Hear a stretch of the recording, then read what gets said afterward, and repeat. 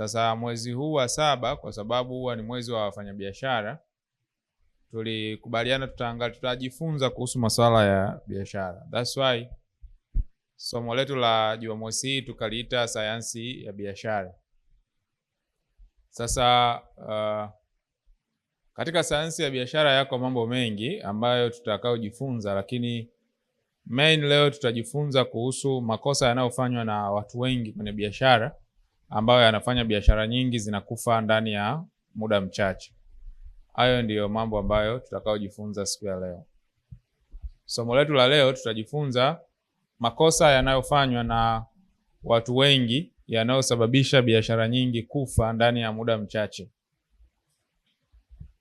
Makosa yanayofanywa na watu wengi katika biashara ambayo yanasababisha biashara nyingi zinakufa ndani ya muda mchache. Katika sayansi ya biashara, utafiti unaonesha kwamba biashara nyingi huwa zinakufa ndani ya miaka 2 mpaka miaka 5. Ndio biashara nyingi huwa zinakufa katika interval ya umri huo. Sasa katika ufaji wa biashara kwenye interval ya ndani ya miaka 5, kitu ambacho huwa kinasababisha watu wengi kushindwa kufahamu vitu gani ambavyo vinafanya zile biashara zao ziweze kufa ni kukosa sayansi ya biashara. Na katika kukosa sayansi ya biashara, sehemu ya kwanza ni kutokufahamu yale makosa ambayo yanaweza yakafanya biashara yako ikafa ndani ya miaka 5. Sisi leo biashara yetu hii ya huduma ya kijamii, tarehe 23 ya mwezi wa 6 tumetimiza miaka 10. Na tarehe 22 ya mwezi wa 8 tunaenda kuadhimisha miaka 10 ya kufanya kazi. Starting a business na ukaisimamia kwa miaka 10 is not a joke. Si ni ukweli? Yeah, starting a business na ukaisimamia ile biashara yako for 10 years is not a joke. Ni kitu ambacho kinahitaji uwe umefahamu sayansi ya biashara. Kwa hiyo kama hautafahamu kuhusu sayansi ya biashara, kwa namna moja au nyingine unaweza ukajikuta ukiona watu wengine waki celebrate anniversaries za biashara zao za 10 years, 20 years, 30 years, lakini ndani ya hiyo 10 years wewe ulishaua biashara zaidi ya 20. Na hii tunaliona kwa wafanyabiashara wengi mtaani. Within 10 years mtu alishafanya biashara zaidi ya 10, biashara zaidi ya 5 na zote zimekufa. Lakini what the problem ni kutokufahamu juu ya sayansi ya biashara. Na katika kutokufahamu sayansi ya biashara, the first part ambayo watu wengi huwa hawafahamu ni part ya mistakes ambazo mtu anaweza kuzifanya kwenye biashara zikafanya ile biashara yake ikafa ndani ya miaka michache. Kwa hiyo leo mimi nitawafundisha juu ya makosa yanayofanywa na watu wengi ambayo yanafanya biashara nyingi ziweze kufa. Kwa hiyo kama unafanya biashara, utarudi nyumbani, utajiassess. Ukishajiassess utaona kwamba kama uko sehemu ya part ya watu ambao wamefanya hayo makosa, utafanya marekebisho kwenye hayo makosa. Lakini pia kama haujafanya hayo makosa, basi usiweze kufanya hayo makosa. Na tunapozungumzia kwenye habari ya haya makosa, hatuzungumzii tu peke yake kwa wafanyabiashara wanaofanya retail business. Hata kama umeajiriwa, you need to know the mistakes ambazo ukizifanya zinaweza zikakufanya usikae sehemu ya kazi kwa miaka 5 au miaka 10. Kwa hiyo intention yangu ya somo la leo ni kujaribu kushare insights ambazo zinaweza zikakusaidieni kwenye kuangalia namna gani watu wanakosea kwenye biashara zao na biashara zao zinakuwa haziendi kule zinakotakiwa kufika. Utatumia uzoefu wangu wa miaka 10 ya kuendesha startups ya Yemko Vikoba, na inaweza kukusaidia. Kama utakuwa na swali, basi utaweza kunisaidia swali. Lakini pia nitajaribu pia kuzungumza juu ya solution, kwamba kama mtu ameshafanya haya makosa, nini anaweza akafanya sasa ili kuweza kutoka kwenye hayo makosa. Lakini pia nitakufundisheni wale ambao hawajafanya makosa, ikitokea umekosea, what you supposed to do kwenye biashara yako, ili at least tukusikia umeadhimisha 10 years anniversary, 20 years anniversary, 30 years anniversary ukiwa una maendeleo makubwa, and the rest familia yako na watoto wako waje warithi hiyo biashara na wenyewe waendeleze. Sasa leo tutaangalia makosa yanayofanywa na watu wengi katika kuhakikisha kwamba biashara zao zinakosa sustainability na zinakufa ndani ya miaka 5 na wanabadilisha biashara ndani ya miaka 5. Jambo la kwanza ambalo linafanya watu wengi wasifanikiwe kwenye biashara zao, leo nitaandika okay.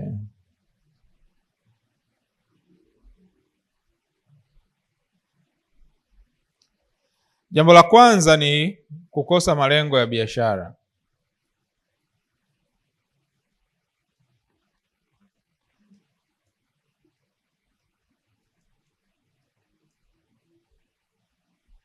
Haya, watu wakikaa hapa upate picha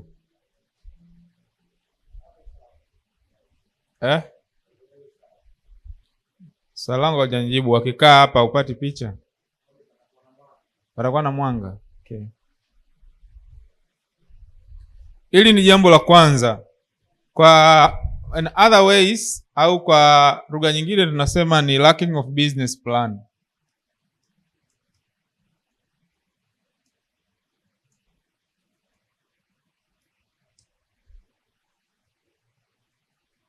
Hichi ni kitu ambacho hata sisi kimetusumbua sana for almost a year ambao tunafanya biashara.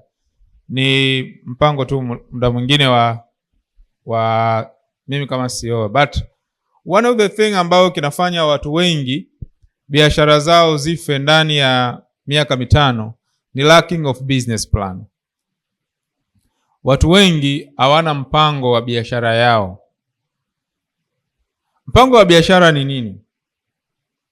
Mpango wa biashara ni andiko linaloelezea biashara yako ni nini, wateja wake ni wakina nani, inaendaje sokoni, itafanikiwaje, na wapi inataka kwenda kwa muda gani. That's the business plan. This is like a map. Ni kama ramani ambayo mfanyabiashara anaichora ya biashara yake. So unapoanza biashara, ile biashara yako iweze kusustain na isiweze kufa. Hata kama ni karanga unauza, hata kama ni mchicha unauza, ni lazima ukae chini ujiulize au ujiambie what's your business plan. Mpango wa hiyo biashara yako ni kitu gani?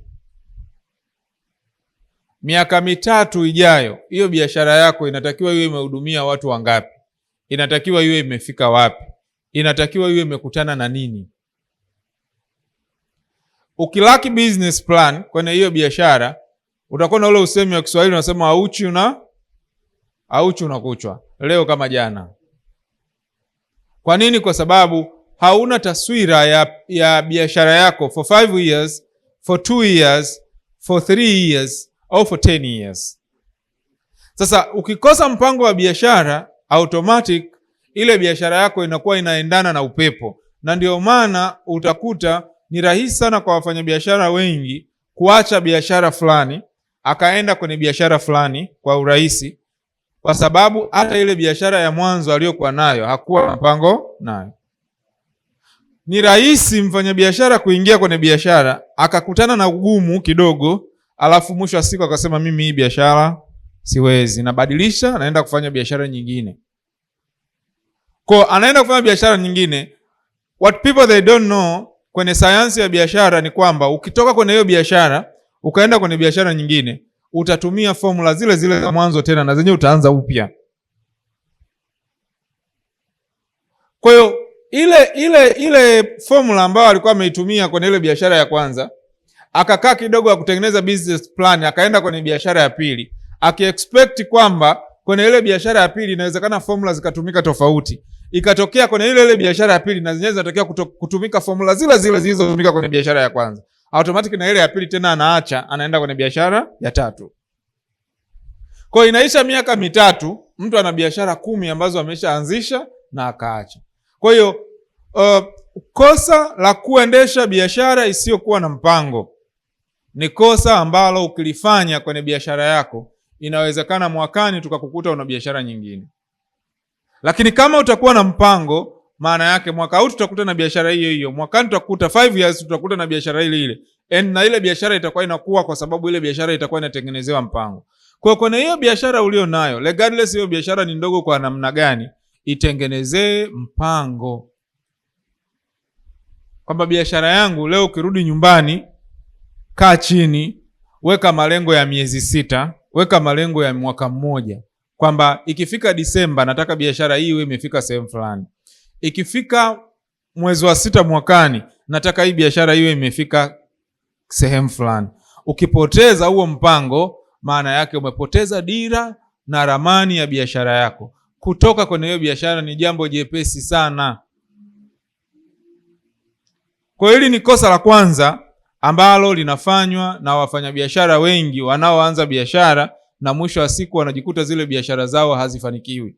Kwa hata wewe ambaye leo unakuja hapa, regardless kama uko kwenye kikundi na una biashara unafanya, umeshaichagua hiyo biashara na ukajua hiyo biashara ndio biashara ya kwako, itengenezee plani kwamba sasa hii biashara nataka iende kitu fulani.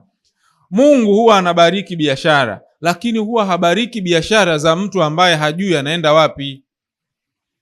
Na ndio maana kwenye Surati Radi anasema sibadilishi chochote mpaka mwanadamu abadilishe kilichoko kwenye nafsi yake.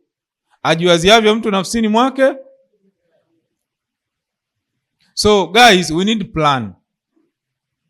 Umepewa nafasi ya biashara, umepewa nafasi ya kazi, tengeneza plani yako kwamba ndani ya miezi 6 natakiwa nifanye hapa, ndani ya mwaka mmoja natakiwa nifike hapa. Lakini ukiwa mfanya biashara ambaye hauna plani, mwisho wa siku hiyo biashara itakuchosha, utaiacha, utakuwa mfanya biashara wa kawaida na hakuna kitakachotokea kwenye maisha yako. Utaendelea kuona wengine wanafanikiwa, lakini wewe hufanikiwi kwa sababu you don't have a business plan. Hilo ni kosa la kwanza ambalo linafanya watu wengi wasifanikiwe kwenye biashara zao. Kosa la pili ambalo linatutesa, haya ni mateso, ni kuchanganya pesa za biashara na pesa binafsi.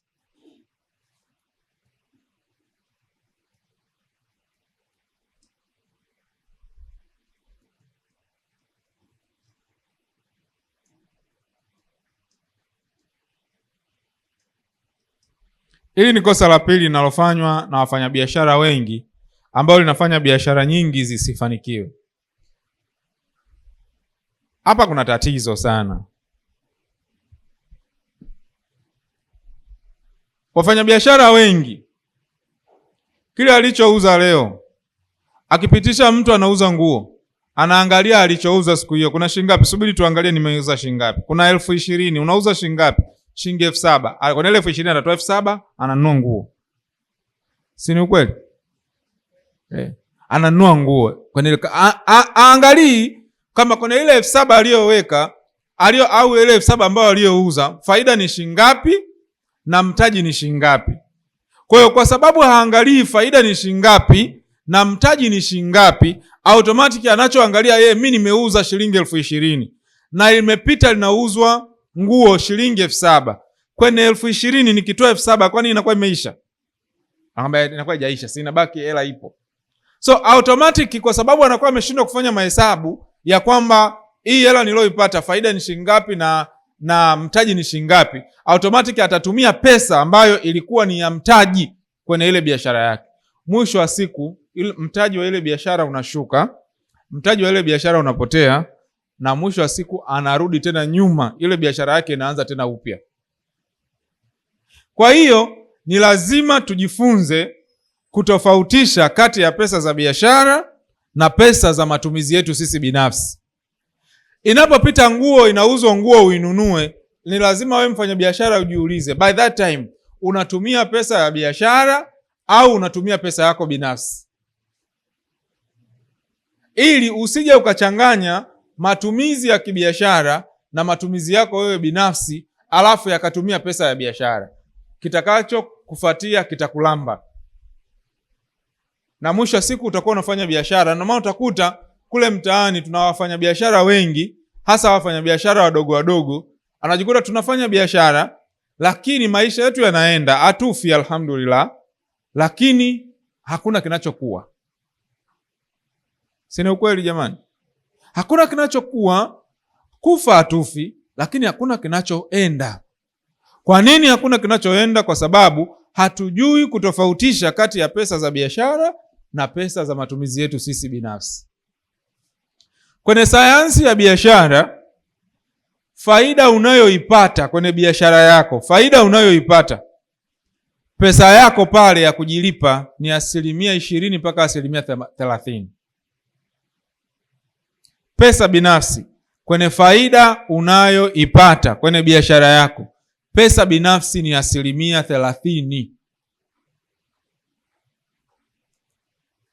Kwa ile 30% ambayo umeipata kutoka kwenye faida yako, ambayo wewe ndio unatakiwa ujilipe, ile sasa ndiyo pesa inayotakiwa kwenda kwenye matumizi yako binafsi. Sasa kwa sababu biashara za watu wengi ni biashara ambazo pia zinaenda kwenye kosa ambalo nitakalolitaja mbele, automatic biashara hizi zinakosa sustainability, zinakufa, au zingine zinakuwa zina sickle cell. Biashara zina sickle cell mnazijua? Hamzijui biashara zina sickle cell? Hazifi lakini hazikui.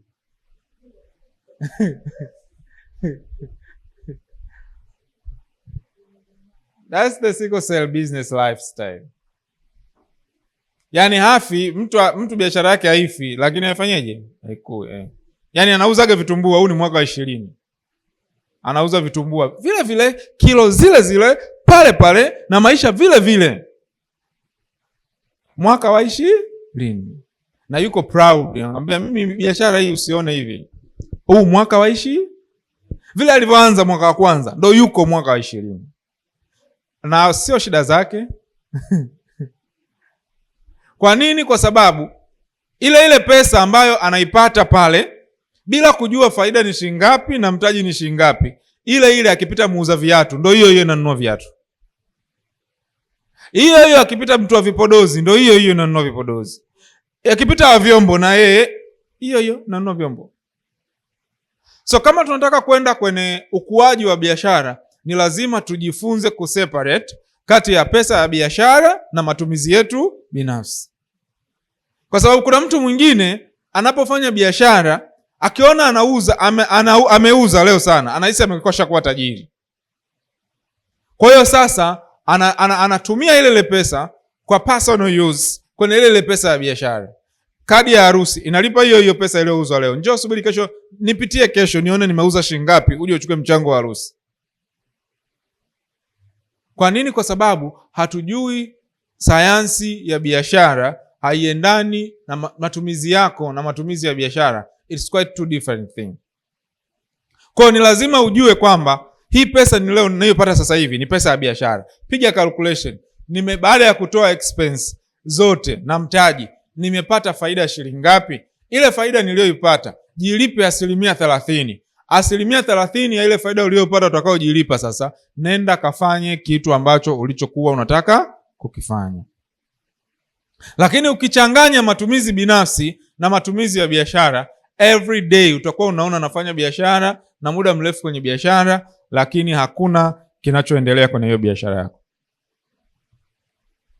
Kosa la pili ambalo linafanywa na watu wengi,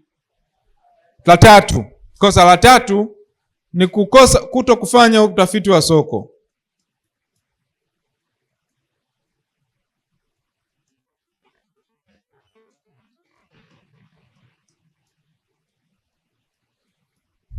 Hili ni kosa la tatu linalofanywa na wafanyabiashara wengi, na hatimaye biashara nyingi zinakufa ndani ya miaka 5, ndani ya miaka 6. Marketing research. Kama unafanya biashara unayoifanya, ni lazima uwe market researcher. Uwe mtu ambaye unafanya utafiti wa soko. Utafiti wa soko niliwahi kuzungumza hapa. Soko siko mahali unakouza. Soko sio? Soko ni nini? Soko ni nini? Kwa tofauti gani kati ya soko na sokoni?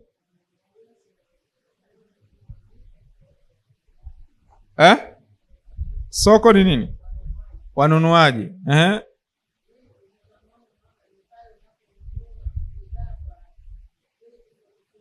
ndo soko.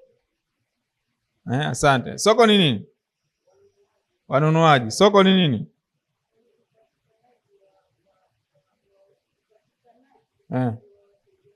Patikanaji wa wateja. Mwingine mwenye wazo tofauti? Unapotangazia biashara. Na sokoni?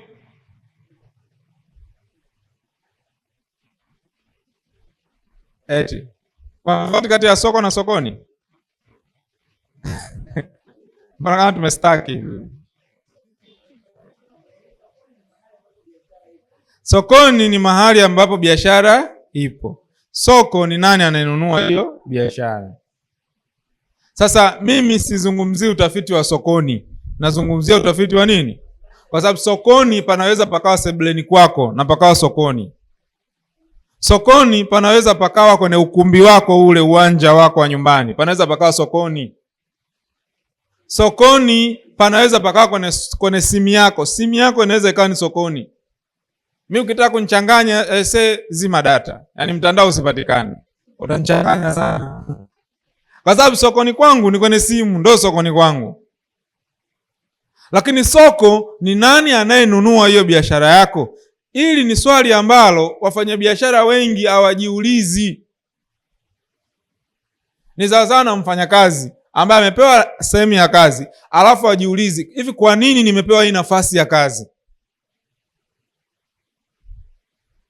Kwa sababu usipojua ni nani ananunua hiyo biashara yako, hautajua sokoni ni wapi. Hello? Usipojua soko lako ni nani, hautajua sokoni ni wapi. Matokeo yake utachukua tu ule msemo wa kila siku unaosema nenda kafungue biashara kwenye mzunguko wa watu wengi.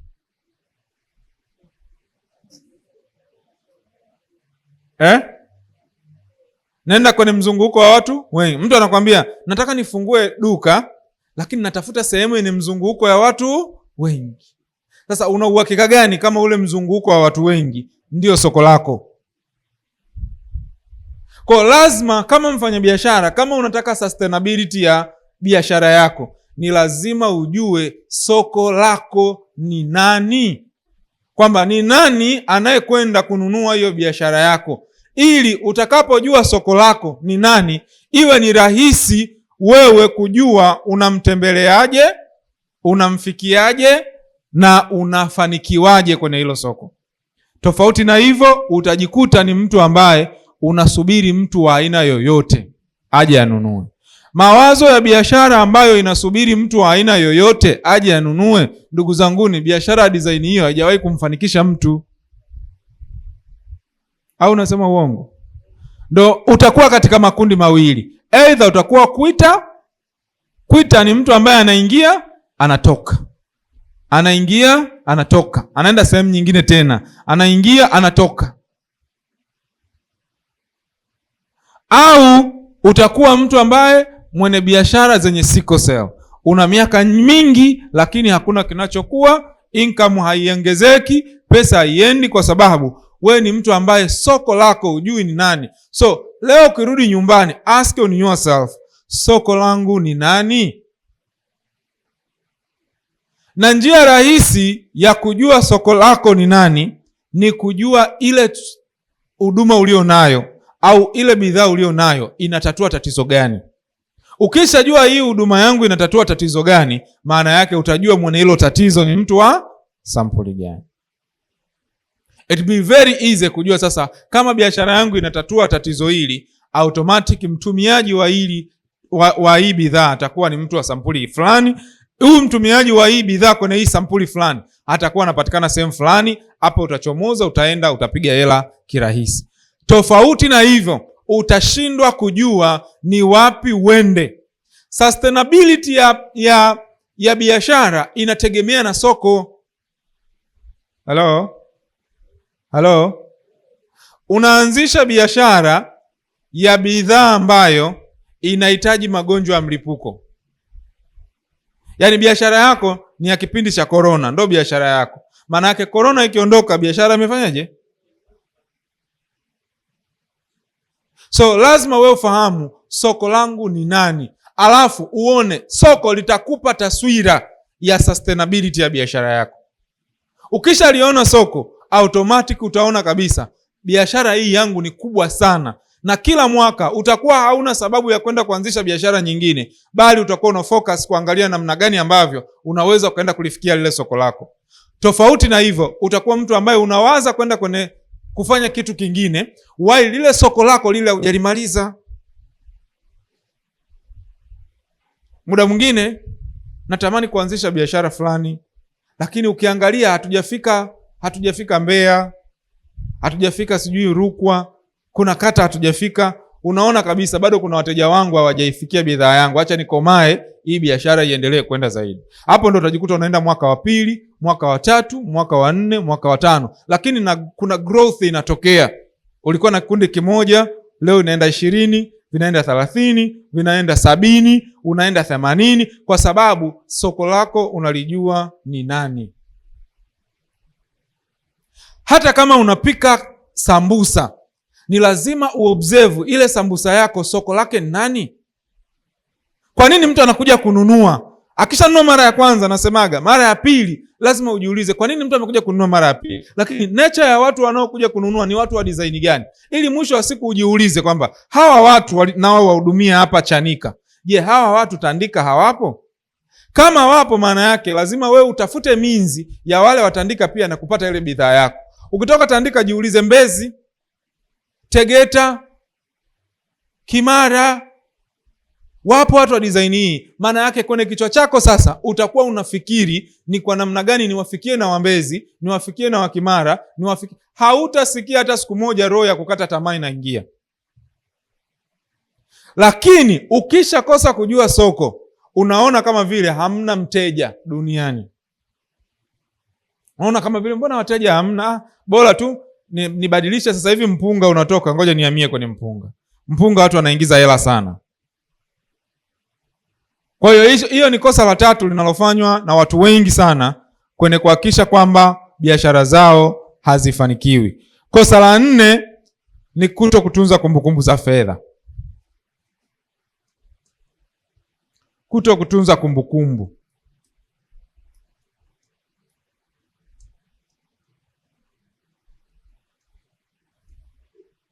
Hichi ni kiama cha wafanyabiashara wengi sana, hasa wafanyabiashara wadogo.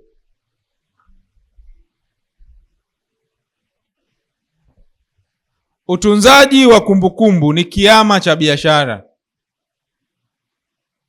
Sio kitu rahisi, lakini ukiamua unaweza. Sio kitu rahisi, lakini ukiamua unaweza. Asilimia kubwa ya wafanyabiashara wengi, hasa ambao sisi ni startups tunaoanza, wengi ukimuuliza mtu mwezi uliopita uliuza ngapi, ana. Ukimwambia mtu wiki iliyopita uliuza vitu vingapi, uliuza sambusa ngapi, ana. Ukimuuliza kwa mwezi unauza sambusa ngapi, jibu hawezi kukupa. Si ni ukweli? Biashara nyingi mnazozifanya, watu wengi hamtunzi hata kumbukumbu za fedha, kwamba nimepata shilingi ngapi, nimetumia shilingi ngapi, nimebakiwa na shilingi ngapi. Kuto kutunza kumbukumbu za fedha kunafanya biashara yako kuto kujua kwamba hii biashara inakufa, imestaki au inakuwa. Kwa sababu biashara ina stage 3 tu au ina level 3 tu. Level ya kwanza ni inakuwa, level ya pili ni imestaki. Imestaki maana yake haifi wala haikui. Level ya 3 ni inakufa hiyo biashara. Sasa kwa sababu hatufanyi utunzaji wa kumbukumbu za biashara zetu, automatic watu wengi biashara zetu zinakuwa haziwezi kuvuka miaka 5 kwa sababu hatuna tabia ya kutunza kumbukumbu za fedha. Kwa hiyo ukitoka hapa leo, kama unafanya biashara aina yoyote ambayo unafanya, nenda katafute daftari la mwanzo. Anza kutumia hata daftari kabla hujaanza kutumia mifumo. Anza tafuta daftari lako, andika andika stoko yako yote. andika stoko yako. Kama una duka, andika sukari ziko kilo ngapi, mchele uko kilo ngapi, tambi ziko ngapi, mafuta yako mangapi, nini sijui majani ya chai yako mangapi. Sio ujinga, andika. Na ukiweza, kila unavouza na kuingiza bidhaa mpya, andika. Kila unavouza na kuingiza bidhaa mpya, andika. Kila unavouza na kuingiza bidhaa mpya, andika. Njia hii itakusaidia wewe kama mfanyabiashara kufanya business evaluation, tathmini ya biashara yako, kufanya kwamba hii biashara ninayofanya ni bidhaa gani inatoka zaidi, ni bidhaa gani inaenda zaidi, ni bidhaa gani haiendi. Kule mtaani watu wengi wanaofanya biashara, tena wengine unaweza kukuta mtu ana pesa lakini anaingiza pesa kwenye biashara yake, anaingiza mzigo ili aonekane duka lake limejaa. Sasa marafiki zangu waone duka langu na mimi limejaa. Lakini ukimuuliza kwa nini hizo bidhaa umeziweka dukani, anaweza asikupe jibu linalostahili kwenye hiyo biashara yake. So make sure unatunza kumbukumbu za biashara yako. Keep records. Ukiwa unaanza biashara yako ni ndogo, tafuta daftari. Uwe na madaftari ya mwaka 2010, 2011, 2012, 2025, 26, 27. Uwe na madaftari. Ile inakupa taswira ya biashara yako inavyoenda, inavyokuwa na inavyopata changamoto kwenye biashara yako. Kwa ni lazima ujifunze kutunza kumbukumbu. Biashara yako ikisha kuwa kubwa, lazima uwe na mfumo wa kutunzia kumbukumbu, yani haikwepeki, lazima uwe na mfumo. Mifumo hii ya kiwasibu ni mifumo ambayo inaangalia ni kwa namna gani biashara yako inauza, ni kwa namna gani biashara yako inaingiza fedha, ili uweze kujua kabisa, mimi biashara yangu kwa mwezi nimekosa faida, lazima nipate kiasi fulani. Kama hautunzi kumbukumbu, hauwezi kujua kwa mwezi unapata kiasi fulani. Kwa hiyo inakushinda wewe hata kutunza matumizi yako kwa kujua kwamba mimi natakiwa nitumie fedha, lakini natakiwa fedha isizidi kiwango fulani, ili ile fedha ambayo haitazidi kiwango fulani iwe rahisi kumaintain yale matumizi yako na biashara yako iweze kusonga mbele zaidi.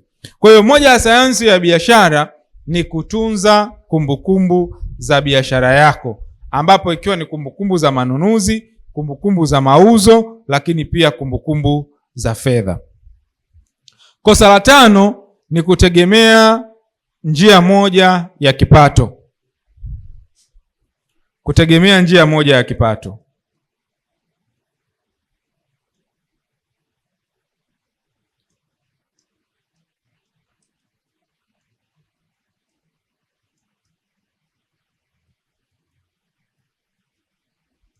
Hili ni kosa la 5 linalofanya watu wengi wasifanikiwe, biashara zao zife, kwa sababu watu wengi wanategemea chanzo hichi kimoja cha kipato.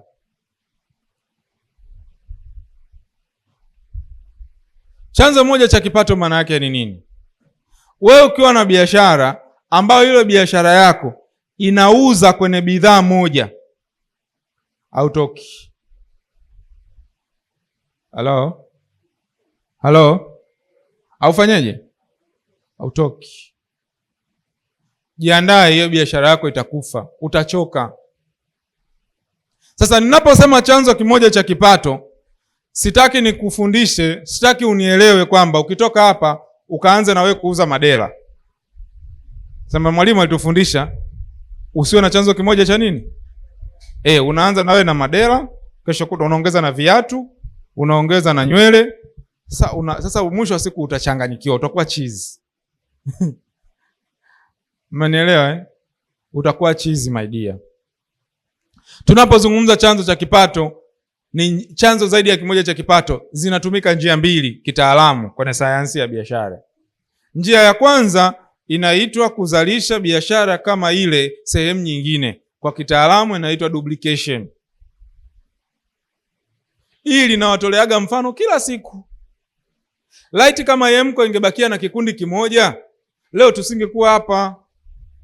Tusingekuwa hapa mwaka wa 10.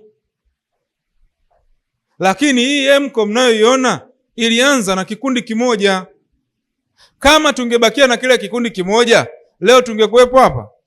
Tusingekuwa na uwezo hata kulipa kodi. Sasa hizi tungekuwa tushakufa siku nyingi. Sasa njia tuliyoitumia inaitwa kuzalisha biashara nyingine kama ile sehemu nyingine, kwa Kiingereza tunaita duplication. Unatengeneza kikundi cha pili, kikundi cha tatu, kikundi cha nne, kikundi cha tano, kikundi cha sita, kikundi cha saba, cha nane, mpaka 70 zinafika. Hapo sasa unapata pesa inayoweza kukuwezesha wewe ukaishi. Njia ya pili inaitwa diversification, au kuanzisha biashara inayoendana na biashara ya mwanzo. Kuanzisha biashara na inayoendana na biashara ya mwanzo ni kuhakikisha wewe kama unauza mchicha, uza na kisamvu, uza na chainizi, uza na njegere. Utakuwa mule kwenye biashara ya mboga mboga, lakini una recipes zaidi ya 10. Uza na matembele, utakuwa na mchicha, matembele, na utakuwa tayari na recipes zaidi ya 5. Itakusaidia wewe kukusanya 100 kwenye mchicha, 100 kwenye Chinese, 100 sijui kwenye nini. Ukijikuta umekusanya 500, utapata sustainability ya hiyo biashara. Lakini kuna wakati watu hawali mchicha, kuna wakati watu hawali Chinese, kuna wakati watu hawali matembele. Kwa hiyo sasa ukiwa na biashara ya aina moja, itakufanya wewe uhakikishe kwamba haufanikiwi.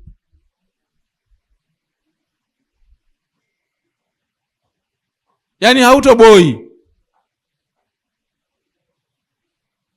Mimi niko hapa kwenye taasisi kama mkurugenzi, lakini mimi nalipwa kama mwalimu.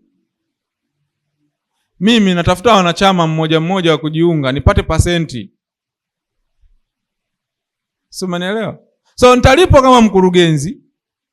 Kama mwalimu kwenye vikundi nitalipwa tena posho ya kusimamia kikundi kama mwalimu wa kikundi. Nikitafuta mwanachama mmoja nitalipwa tena pasenti ya mwanachama mmoja. So kazi moja ina vipato vitatu. Kuna mtu ananielewa? Lakini ningesema kwamba mimi ni mkurugenzi, nibakie kupata kale ka 20% hadi 30% kanakopatikana kwenye faida za mwezi, maisha yangu yangekuwa maisha ya taabu pamoja na kuwa mkurugenzi. So lazima utafute means ya kutengeneza fedha kwa njia nyingine kwenye hicho kitu unachokifanya. Na ni either utumie duplication, ni either utumie diversification.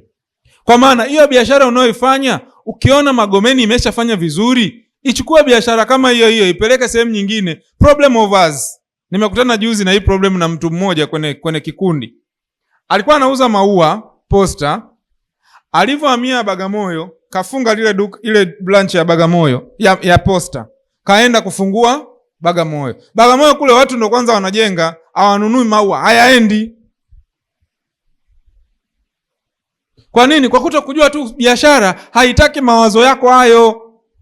Means alichotakiwa kukifanya kama kahamia Bagamoyo, angetafuta mtu wa kubaki pale posta anauza. Tayari umesha run ile biashara kwa almost 10 years au kwa almost miaka 2 au mwaka mmoja. Maana yake umeshajua zile ups and downs za biashara yako. Kama umeshajua zile tabia za biashara, unajua kabisa mimi naingiza kiasi fulani. Usikwepe kuibiwa kupo. Linda tu usiibiwe mtaji ukafa. Si ndio? Kwa sababu mtaji ukifa hiyo inakuwa ni kesi nyingine. So instead ya kufunga, ni beta angetafuta mtu mwingine akabaki pale, alafu yeye akaenda kusikilizia kwenye sehemu nyingine. Pakichangamka pale anaacha tena mtu mwingine anaenda kuweka tena sehemu nyingine. Hivyo ndivyo ambavyo biashara inaweza kwenda. Sasa kitakachotokea kwa yule mtu, maana yake ile biashara ya kule itakufa. Hii ya huko alishaua, automatic hapo biashara imefanyaje? Imeishia hapo. Kwa nataka nikufundishe nini leo? Unapofanya biashara, usitegemee sana chanzo kimoja cha kipato kwenye hiyo biashara. Tengeneza vyanzo vyako hata 5, 3 hadi 5. Una product, kuna biashara kama za kina Madam Spora. Be expert kwenye biashara, hata kwenye bidhaa hata zaidi ya 5. Utapeleka mtu atapima, utapata hela, utapata bonus ya mwezi, utapata commission za watu wako. Make sure kuna product zaidi ya 5 unaziuza. Utapata hela hapa, utapata hela hapa, utapata hela hapa, utapata hela. Ukidipendi kwenye chanzo kimoja, mwisho wa siku hiyo biashara lazima utaiacha, utaiona ni ngumu. The same hata wafanyakazi. Ukidipendi kwamba mimi nisubiri tu mshahara nipate, lazima utaona kazi ni ngumu. Tafuta means ya kufanya kitu extra. Mimi naambiaga hapa wafanyakazi wangu, unashindwa nini kwenda kutafuta mwanachama? Unashindwa nini wewe kufungua kikundi? Unashindwa nini kutafuta kusimamia vikundi vyako vitatu instead ya kulipwa mshahara na wewe una vikundi vingine unalipwa bonasi? So usidipendi kwenye chanzo kimoja cha kipato, kwa sababu unapodipendi kwenye chanzo kimoja cha kipato unajitengenezea nafasi ya wewe kuto kusustain kwenye hiko kitu. So biashara haihitaji mrija mmoja, inahitaji mirija mingi, kwa sababu kila kitu kina saiko yake na kina muda wake wa kukuingizia pesa. Ukikata ule muda utajikuta umebaki kwenye maisha magumu. Kitu cha 6 au kosa la 6 linalofanywa na watu wengi katika biashara zetu ni kujenga chapa.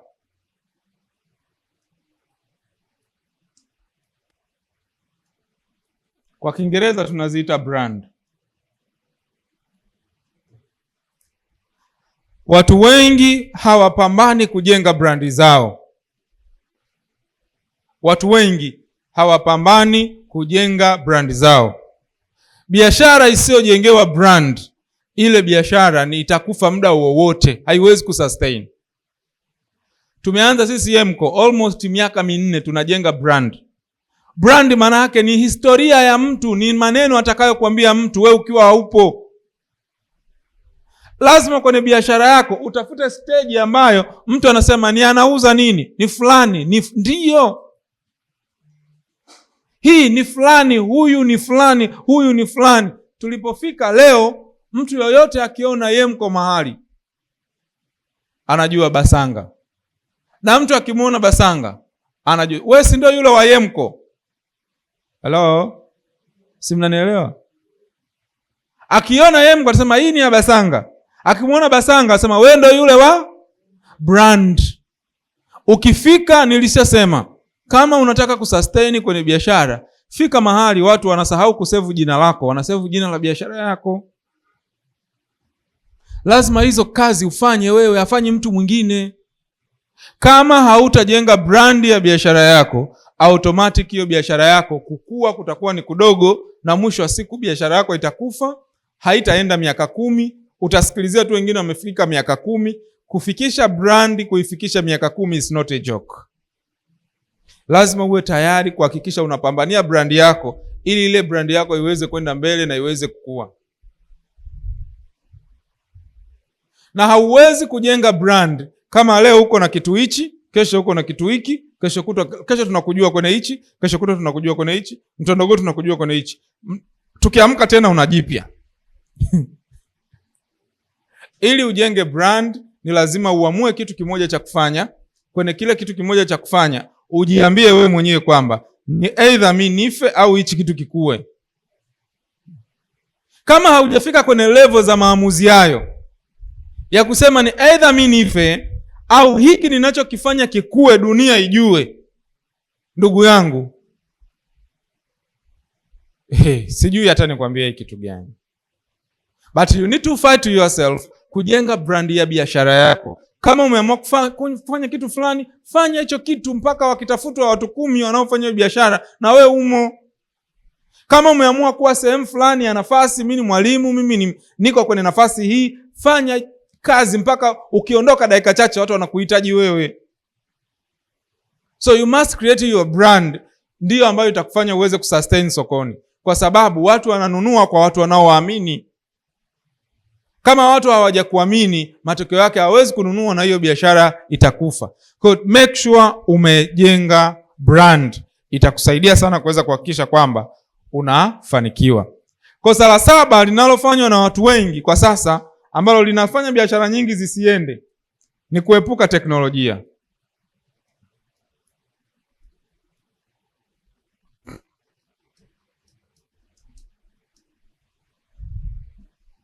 Ukiepuka teknolojia, umeepuka ukuaji wa biashara yako.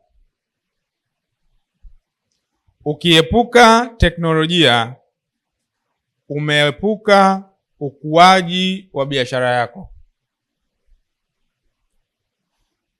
Teknolojia ndiyo msingi wa ukuaji wa biashara kwa sasa. Nimewambia mimi hapa, yaani mimi wakizima data wiki natumia nguvu nyingi sana kuendesha hii biashara. Na sisi wafanyabiashara wengi hatutaki kuwekeza kwenye teknolojia.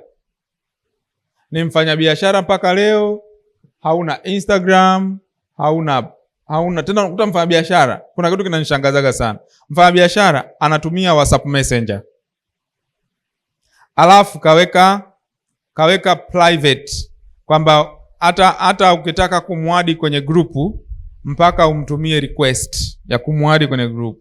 Ni mfanyabiashara huyo? Yaani mfanyabiashara unataka eti mtu akikuadi kwenye grupu akutumie request? Wewe amnazo kweli wewe? Acha akuadi kwenye grupu, atakutoa wenyewe. Ni matangazo asubuhi, mchana na jioni. Mpaka wenyewe atakutoa kwenye hilo grupu. Atajuta kwa nini walikuadi kwenye hiyo grupu. Eti mfanyabiashara umeweka private. Mfanyabiashara ana Instagram page iko private. That this page is private. Alafu anafanya biashara. Zwazwa kweli wewe? Private, mfanyabiashara una private account. So lazima tujifunze matumizi ya teknolojia. Na ni lazima, kama tunataka kukua, lazima tujifunze matumizi ya teknolojia. Lazima ujifunze kutumia TikTok, lazima ujifunze kutumia Facebook, lazima ujifunze kutumia Instagram, lazima ujifunze kusponsor matangazo, lazima ujifunze kutumia ChatGPT, lazima ujifunze kutumia artificial intelligence. Lazima tujifunze hivi vitu. Kama hatutajifunza hivi vitu, dunia itakuwa iko kesho, we uko jana. We uko jana. Sasa utastruggle sana. Yaani unatumia nguvu nyingi sana kupush hiyo biashara. Mwisho wa siku utaona biashara haiendi, biashara haifanyi kazi, utaona mambo ni magumu, lakini kwa sababu umeenda nje ya mstari ambao unatakiwa kwenda sasa hivi. Ni lazima kama mfanyabiashara uwe expert kwenye matumizi ya teknolojia. Unapokuwa expert kwenye matumizi ya teknolojia, hata kwa uchache, kwa sababu sio kila kitu lazima uende shule, hata kwa uchache yatakusaidia sana kuweza kupush ile biashara yako ili uweze kusonga mbele na uweze kufika mbali zaidi. Usipokuwa mtumiaji mzuri wa masuala ya teknolojia, utajikuta biashara yako haifanikiwi, utajikuta biashara yako inabaki kawaida, na utajikuta biashara yako haisongi mbele. Dunia ya leo ni dunia ambayo inahitaji kufahamu matumizi ya teknolojia. Kama vile ambavyo dunia ya leo haihitaji watu smart. Hello? Kuna mtu anaelewa? Dunia ya leo haihitaji mtu wewe jifanye smart uone.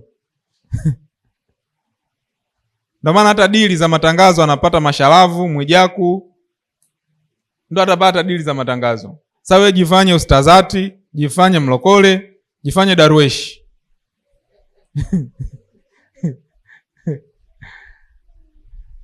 Dunia ya leo kila mtu kachanganyikiwa, na ndio hela inakuja hivyo. Sasa wewe kama uwezi kukaa kwenye simu ukarekodi kuhusu biashara yako, uwezi kukaa kwenye simu ukazungumzia biashara yako, ukaposti biashara yako, my dear, utakuwa tu mfanya biashara miaka 20, miaka 30. Mimi nasemaga kila siku, ninachokugarantia hela ya kula utakosa.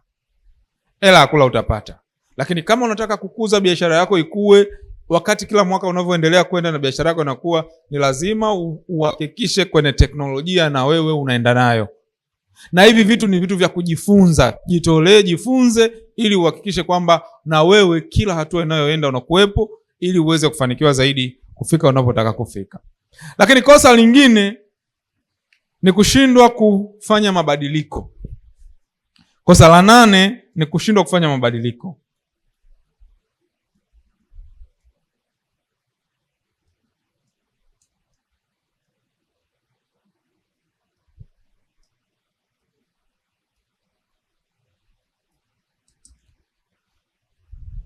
Dunia haisimami. Maisha hayasimami. Maisha yanabadilika. Na hayakulazimishi wewe kubadilika. Unaweza ukabaki yule yule, lakini kubaki kwako yule yule, haya maisha hayawezi kukuonea huruma. Hello? Yaani dunia haiwezi kukuonea huruma kama we hautakubali kubadilika. Ni lazima kila iitwapo leo ufanye mabadiliko. Leo tuko mwezi wa 7, nawaambia hili. Kila ikifika, ikiwezekana mwisho wa mwaka au katikati ya mwaka, jiulize, ni mabadiliko gani natakiwa kuyafanya mwaka huu? Ni mabadiliko gani natakiwa kuyafanya kwenye biashara yangu? Ni mabadiliko gani natakiwa kuyafanya hapa? Lazima uwe mtu ambaye unafanya mabadiliko. Kama hautabadilika, matokeo yake hiyo biashara yako itakwiti, kwa sababu ulimwengu unabadilika na we lazima ufanyeje? Ubadilike. Kama ulimwengu unabadilika, dunia inabadilika, maisha yanabadilika, then wewe umebaki na mtazamo ule ule wa mwanzo, mambo yako yale yale ya mwanzo, fikra zako zile zile, akili zako zile zile za kuvukia barabara. Hauendi popote. You have to upgrade your thinking and your mind. Lazima ufike mahali na wewe ujiulize kwamba sasa mwaka huu nataka kubadilisha nini? Lazima kuna kitu kibadilike. Kama vitu haviwezi kubadilika, watu hawawezi kukuelewa. Leo mimi na struggle hapa, tuna struggle as a team kuhakikisha tunavitoa vikundi vyote kwenye analog kuvipeleka kwenye digitali. Vyote. So we expect 5 years to come, either matumizi ya vitabu yatakuwa machache au ikiwezekana vitabu vitakuwa hakuna kabisa. Vikundi vyote tuviingize, vitumie mifumo. Haya mambo niliandikiwa, sikuandikiwa, sisi hatuyataki. Ifike mahali vitu vyote viko kwenye mfumo, kikao kikiisha hapa unaona hisa zako zimeandikwa, jamii zako zimeandikwa. Hauhitaji kutumia nguvu nyingi. Leo sijaenda kwenye kikao nijue kama hisa zangu zimeandikwa au hazijaandikwa. Kikao kikiisha tu usikie message kwenye simu yako, umenunua hisa 12,000, jamii 1,000. Hiyo ndio dunia tunayoitaka sisi leo, na lazima iwe. Maisha ya mtu kujua hisa zake mpaka aende kwenye kikundi au ni ya zamani. Inatokea mtu simu yake tu ya mkononi aangalie hivi, mimi na hisa shilingi ngapi? Na hisa hapa kwenye kiganja angalie. Hiyo ndio dunia tunayoenda. Kama hatutabadilika, mwisho wa siku biashara hazitakuwa. Ni lazima tutengeneze changes kwenye kila kitu tunachokifanya. Uanze kubadilisha tabia zako, uanze kubadilika unavyowaza, uanze kubadilisha unavovaa, uanze kubadilisha unavofikiri, uanze kubadilisha unavokula, uanze kubadilisha unapolala. Kuna watu wengine hadi shuka anayo, mwaka wa 5 shuka anayo.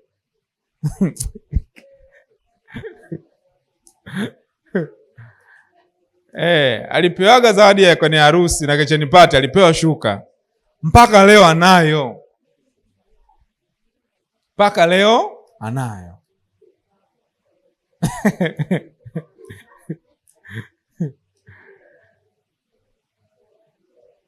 Sasa haijaisha, nafanyeje?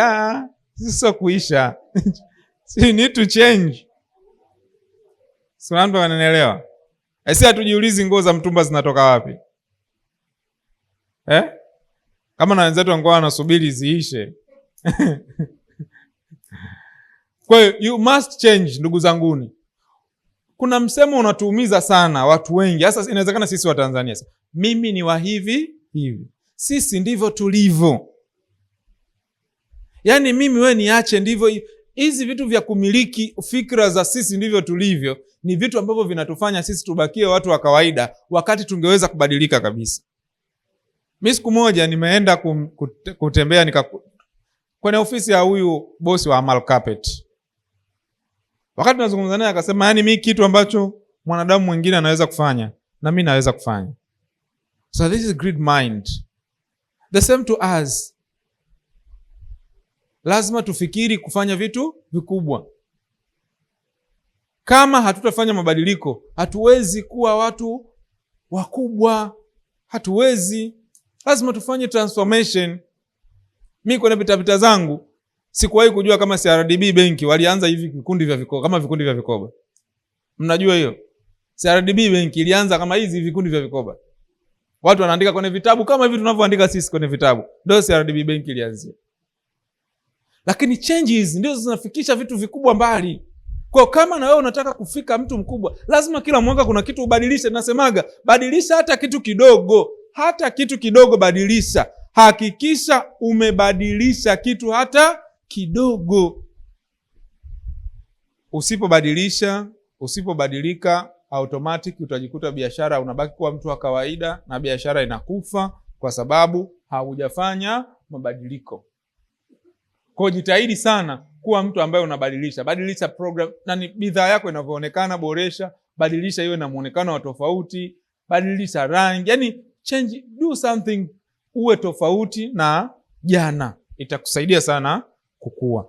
Lakini kosa la 9, nitawafundisha makosa 10 tu leo, ni kutokuwa tofauti. Kutokuwa wa tofauti.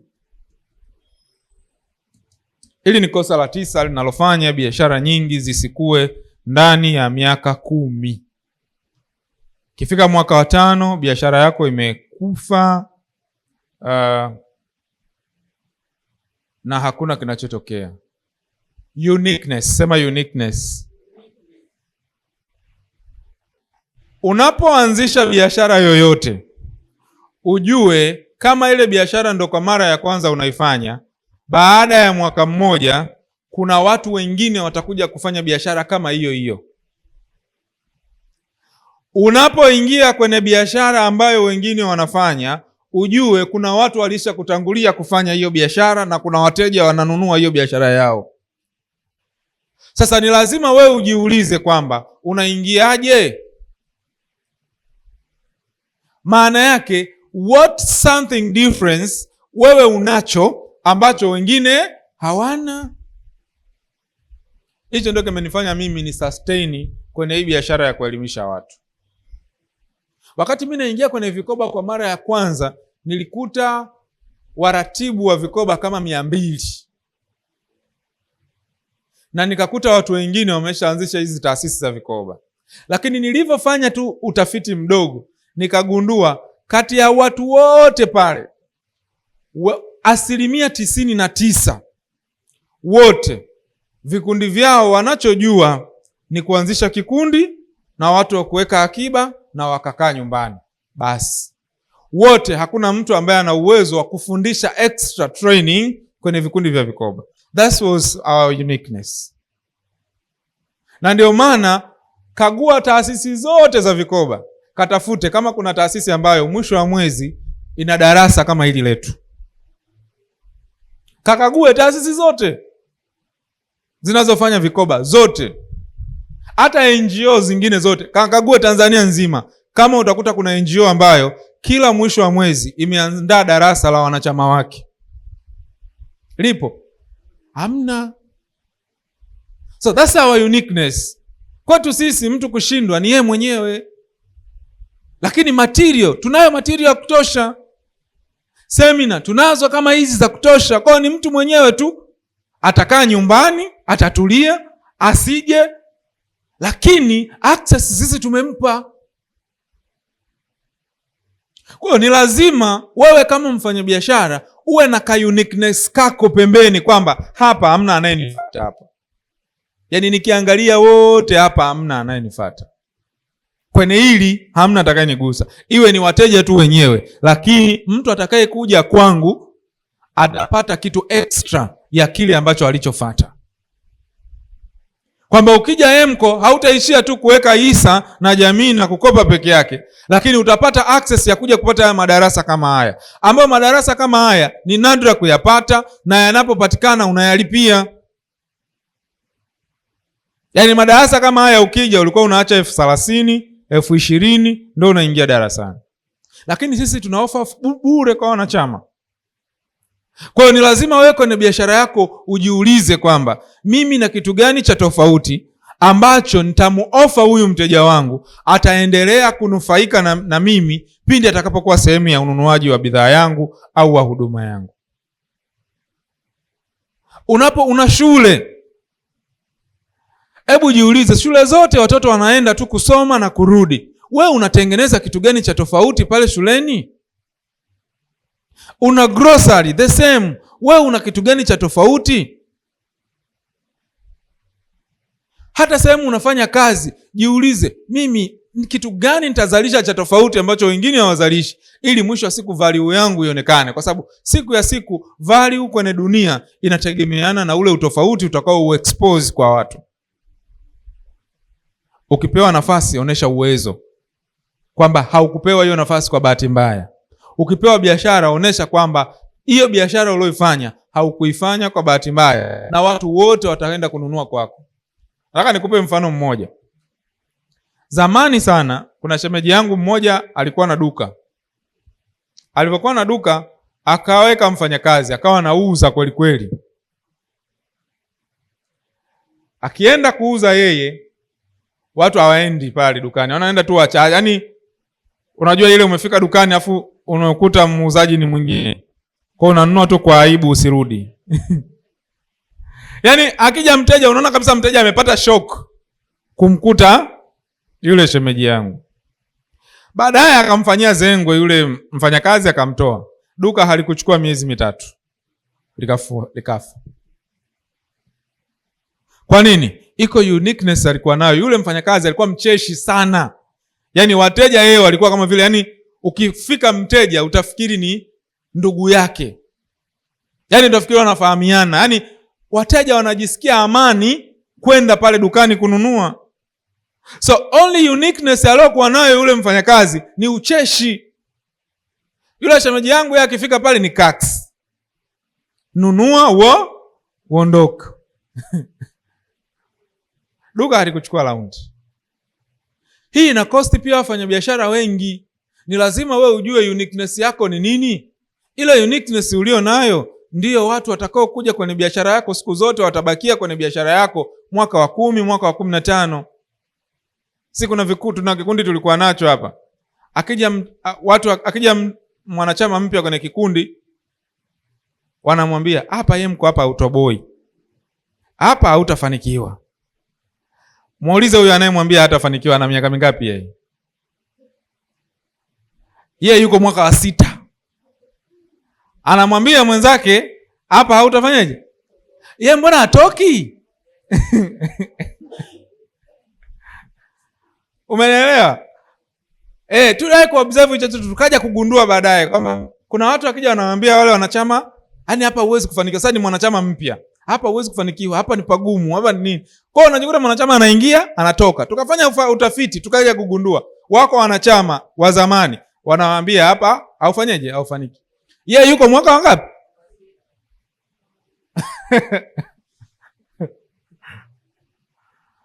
Kuna mtu ananielewa? Kama angekuwa hapa fai, yeye mbona hatoki? Anaenda mwaka unaofuata, anaenda mwaka unaofuata. So lazima wewe kama mfanyabiashara ujitafutie kitu kako ka tofauti, kwa sababu bidhaa unaofanya, huduma utakayoitoa haimaanishi utakuwa peke yako duniani. Lazima wengine watakuwepo.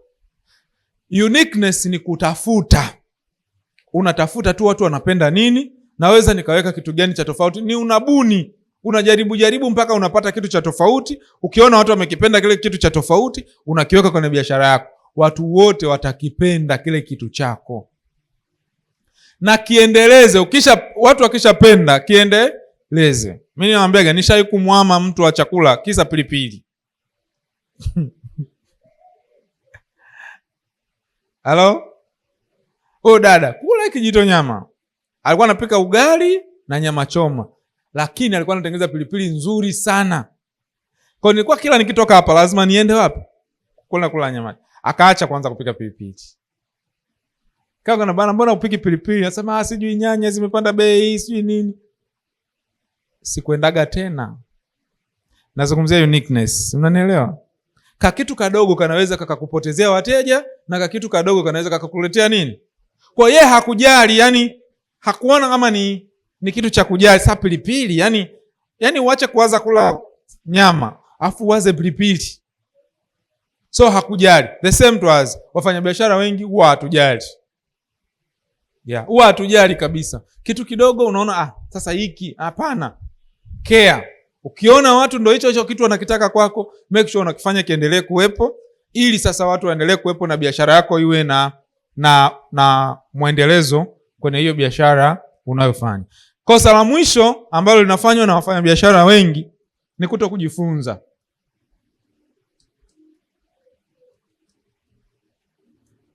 Yako makosa mengi, lakini leo tutaishia hapo kwenye hayo makosa 10 ambayo yanafanywa na watu wengi. Learning, kutokujifunza. Learning ni moja ya kitu ambacho kinafanya biashara nyingi zisiende mbali. Nilichojifunza kwenye sayansi ya biashara, kuanzisha biashara unahitaji maarifa, unahitaji kujifunza. Ukishaanzisha biashara unahitaji kuishi kwenye mafunzo. Unajua kuishi kwenye mafunzo, my dears?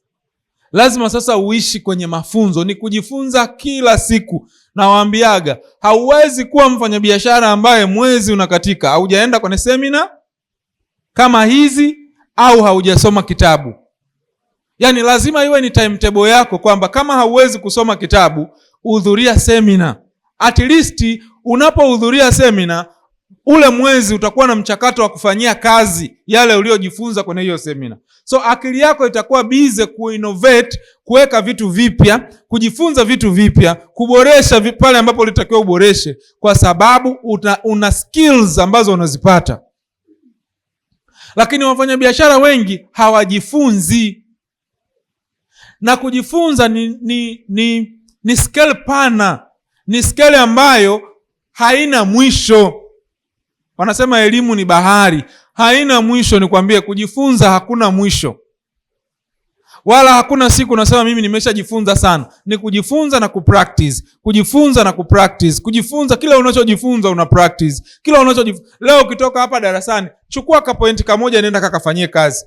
Chukua hata ka point ka mpango kazi, nenda katengeneze mpango biashara wako.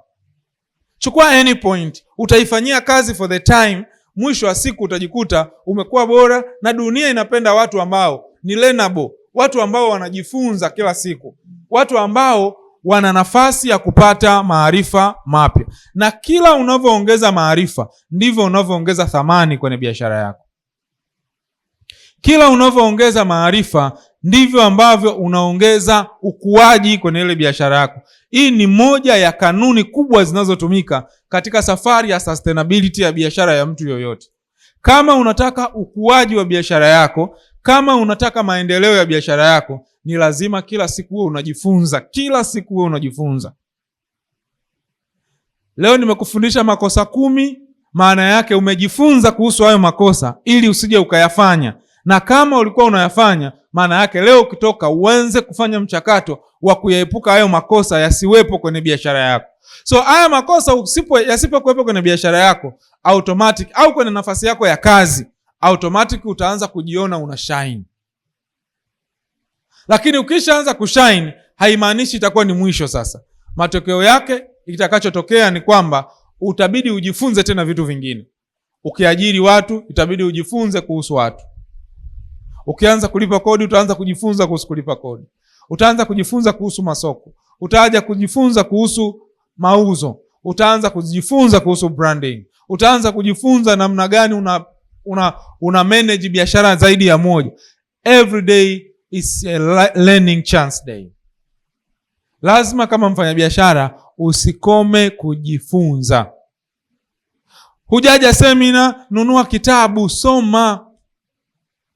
Uko sehemu ambayo ni nyumbani, uko kwenye biashara yako unasubiri wateja, kuwa na kitabu, soma kile kitabu, kitakuongezea maarifa, ambayo kila ambapo unavyoongezea maarifa, fanyia kazi yale maarifa ambayo umejifunza, na mwisho wa siku utajikuta unakuwa. Hizo makosa ndizo ambazo mimi nimepambana nazo kuzishinda ndani ya miaka yangu 10 ya initiative ya hii biashara ya kijamii. Na ndio ambayo kwa namshukuru Mungu, tangu tulivyoanza mwaka wa kwanza hatukudondoka. Mpaka hapa tulipo leo, hatupo ambapo tulipokuwa jana, kwa sababu tulijaribu kwa kiasi kikubwa kupambana kuepuka haya makosa na kuyafanyia kazi haya makosa. Na the more ambavyo nimekuwa tukiyafanyia kazi haya makosa, ndivyo ambavyo imefanya biashara yetu ikue na kuweza kusonga mbele. Utaendelea kufanya mistake kwenye biashara. Never stop learning. Hello? Unapokuwa kwenye biashara haimaanishi hautakosea. Hadi leo mimi nakosea. Hadi leo nakosea. Lakini hii pointi ya mwisho ndo ninaendelea kuifanyia kazi. Kila ninapokosea najifunza kwamba kwa nini hapa nilikosea. Suluhu yake ni nini? Unajifunza. Ukijifunza hautakosea kama ulivyokosea mwanzo. Kwa hiyo lazima uwe mtu wa kujifunza kwenye hiyo biashara yako. Ukiwa mtu wa kujifunza, hata ukikosea utasimama, utaendelea tena. Utasimama, utaendelea. Hautaacha unachokifanya eti kwa sababu ulikosea. Makosa yapo, utaendelea kukosea, na kila unavyokuwa ndivyo unavyoendelea kufanya makosa. Na kila unavyofanya makosa utalipia gharama za hayo makosa.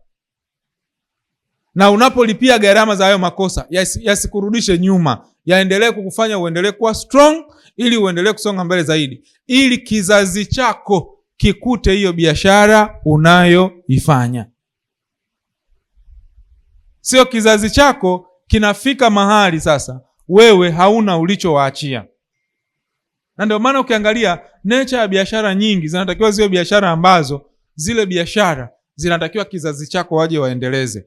Ndo wanafanya hivyo Wahindi, ndo wanavyofanya Waarabu, wanafanya hivyo Wachina. Sisi tunataka maisha ambayo ukizeeka ulikuwa na biashara, ukizeeka na biashara imezeeka, na ikisha zeeka ile biashara automatic inakufa na nasonga mbele. Na hii nitawapa pointi ya kuongezea kwenye hiyo ya 10 ambayo ni ya msingi sana, ya kuto kufanya biashara peke yako. Usifanye biashara peke yako. Ndio maana mimi mtu akitaka kuanza biashara huwa namwambia aende kwenye network marketing. Usifanye biashara peke yako. Biashara inayokulazimu ufanye peke yako, hiyo sio biashara. Biashara yenye sustainability ni ile biashara ambayo unaweza ukafanya na watu wengine, ukawafundisha na watu wengine, kwa sababu we ni binadamu. Una kuumwa, kuna kusafiri, kuna kuishiwa nguvu. Mnajua kama kuna kuishiwa nguvu? Mwanadamu anayo nguvu za ndani ambazo ndo zinafanya mtu afanikiwe. Zile nguvu ni kama betri. Kuna siku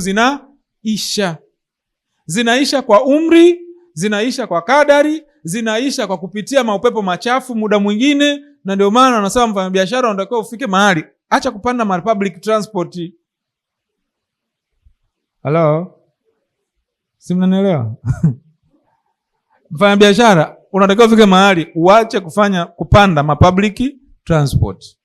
Nguvu za ndani za watu, kwa sababu yale madaradara wanapanda watu wenye manguvu ya ajabu ajabu mengi. Wanapanda watu wamebeba mavitu ambayo hauyaoni.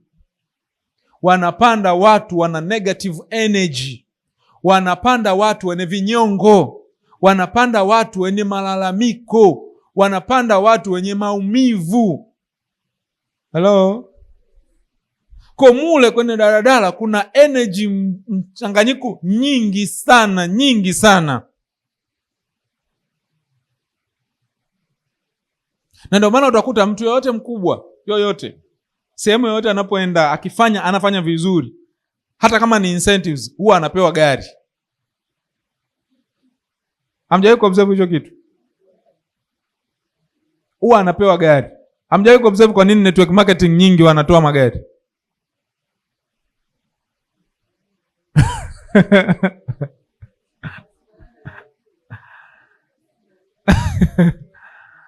Mule kwenye madaradara wako watu wakikuangalia hivi, anabeba nguvu zako za ndani.